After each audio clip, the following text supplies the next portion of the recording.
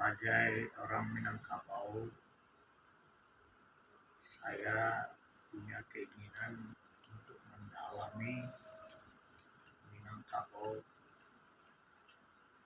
secara mendalam dan luas.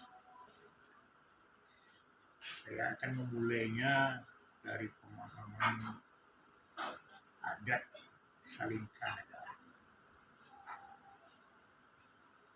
Pemahaman adat Salingkanegara itu saya ingin memperluasnya dengan banyaknya orang-orang Minangkabau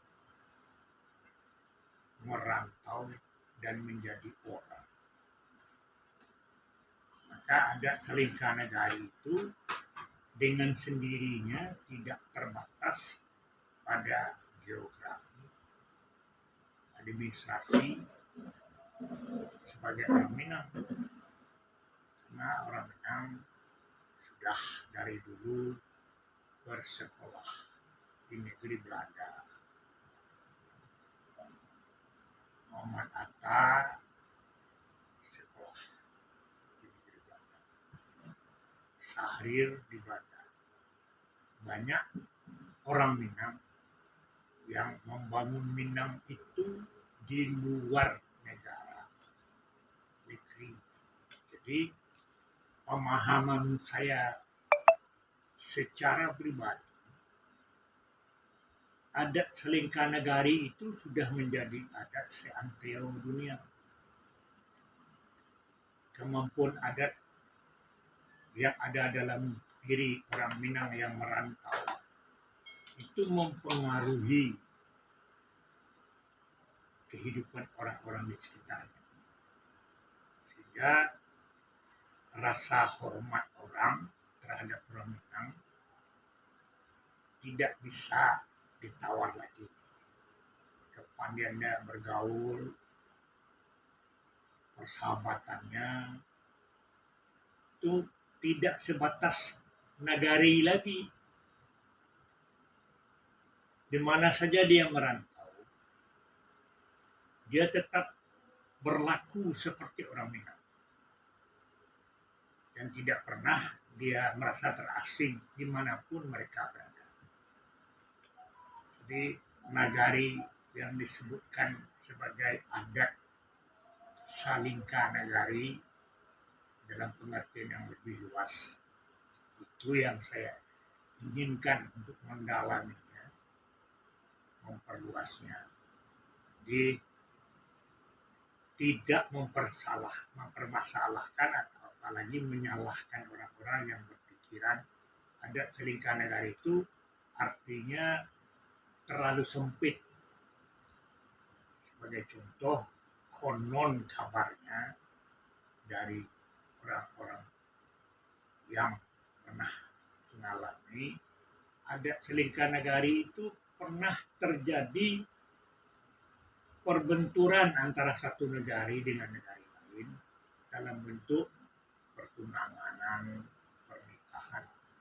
Malah ada yang berisiko karena masing-masing negara mempertahankan adat mereka. Bisa-bisa mereka tidak jadi menjalin hubungan silaturahim secara pernikahan. Karena masing-masing nenek mama, orang-orang tua yang berkeras hati terhadap pendirian masing-masing adat Salingkanegara, maka mereka dalam dialognya mempertahankan daerah masing-masing. Di negara kami tidak seperti ini. Nah, ada yang berdamai. Nah, yang berdamai inilah yang disebut dengan adat itu sudah melebar. Abih adat dek bakarilaan.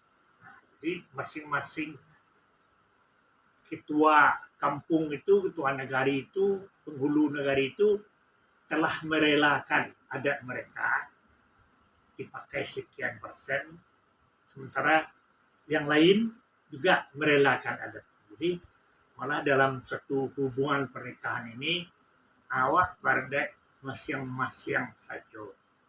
Jadi untuk menghormati adat Salingkanegara itu negari A dengan negari B tidak perlu dibenturkan adat.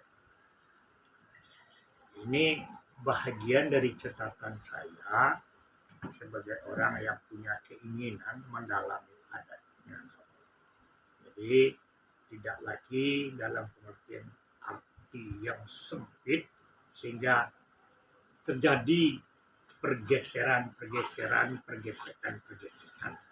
sehingga hubungan silaturahim yang mendunia sesuai dengan kepercayaan orang-orang Minangkabau dengan agamanya yang Islam yang ketat, yang kuat, sehingga adat itu telah menjadi rahmatan lil alamin. Jadi tidak ada batas lagi antara suku, antara negari, antara provinsi, antara negara.